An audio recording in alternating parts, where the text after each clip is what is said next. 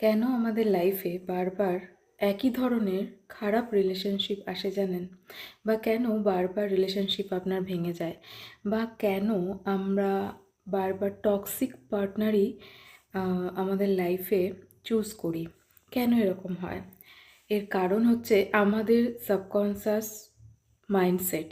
মানে আমাদের মাইন্ডসেটটা তৈরি হয় চিন্তাভাবনা থেকে। আর আমাদের প্রত্যেকের কিছু নির্দিষ্ট প্যাটার্নের চিন্তাভাবনা থাকে।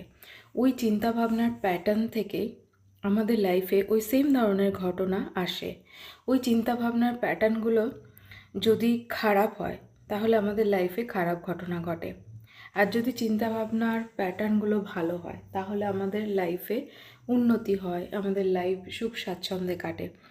তো আমাদেরকে লাইফে ভালো রিলেশনশিপ পাওয়ার জন্য বা সাকসেস পাওয়ার জন্য বা যে কোনো কিছু ভালো জন্য আমাদের মাইন্ডসেটটাকে আগে ভালো করতে হবে। মানে ভালো চিন্তাভাবনা করতে হবে। ভালো চিন্তাভাবনা যদি আমাদের থাকে তাহলে আমরা আমাদের লাইফে ভালো ভালো জিনিস এক্সপিরিয়েন্স করতে পারবো, সাকসেস পাবো, হ্যাপি থাকতে পারবো।